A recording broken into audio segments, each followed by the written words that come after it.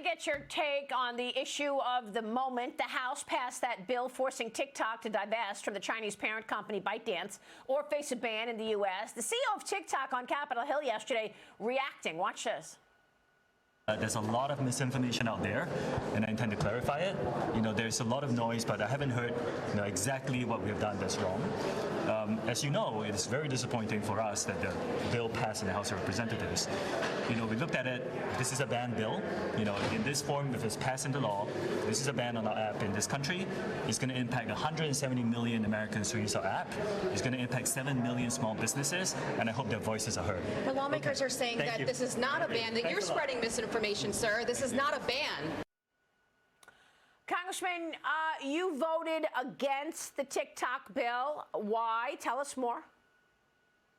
Yeah, so there's a provision in this bill that allows first of all, we're ceding power to the president and his corrupt and weaponized DOJ. Why would Congress want to do that? Second, they allow attorneys in the DOJ to shut down a private business if they're influenced by a foreign entity. What does that mean? So you're saying that, remember all the Trump-Russia collusion hoax for 2 years? They all said, the Democrats said, the deep state, the FBI said that the Trump campaign colluded and conspired with the Russians, that the Russians had influence over the Trump campaign. So all they have to say is that truth is being, quote unquote, influenced by Russia or the Chinese Communist Party, and then the president, through the DOJ, can shut it down. Why would we give that power to the president? Why would we make it so it's so unclear as to what that means? Subject to foreign influence is a very broad term.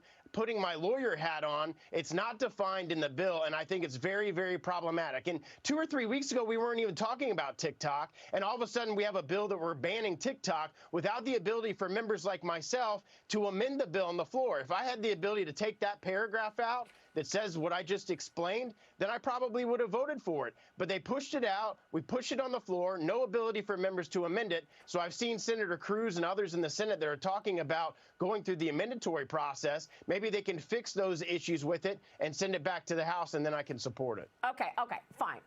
Side issue here. Similar issue, side issue. Do you agree that the United States should not be buying drones from China? 100%. Okay. Loretta Lynch, the former AG under Barack Obama, apparently, reportedly, is lobbying on behalf of DJI, the Chinese drone company. The Chinese drone company, according to Reuters, is on a list of the Department of Justice's list of military companies in China. She's lobbying that they take that company off that list. Why? Why would we buy drones used for the military from China? And that's a heck of a lot more of a security threat than TikTok trying to, warp the minds of our children. That should be banned in the United States. And why all of a sudden is the Department of Justice under Biden so focused on TikTok when, as we explained earlier, you have a complete invasion in our southern border? That's affecting the safety and security of the American people. That should be the focus of Congress, is reining in the complete destruction of our border, that 85% of American people support a secure border. So you're absolutely right. The things that are going on in Washington do not make any sense. I think the American people are so sick and tired of politics getting involved in our national security conversation. We are talking about serious national security risks for America. We're losing the country, some people say. And now we're talking about politics. You and your colleagues went to Washington to represent the people, not represent politics. And now you have this. The White House says impeachment is over, okay? Declaring the White House that this impeachment inquiry into Biden should be over. They sent a letter to House Speaker Mike Johnson. The White House counsel, Ed Siskel, writes this: "It is obviously time to move on, Mr. Speaker. There is too much important work to be done for the American people to continue wasting their time on this charade." Your thoughts? Well, good thing White House counsel can't tell the American people and the Speaker of the House and the House itself what we're going to do on impeachment.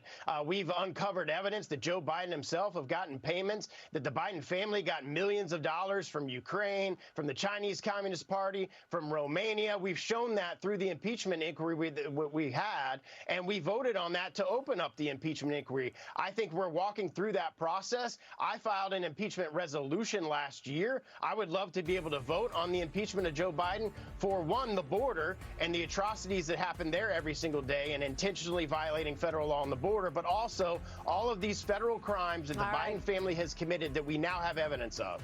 Congressman, thank you. We'll be watching that. And Greg Stubbe joining us this morning in Florida. We'll be right back.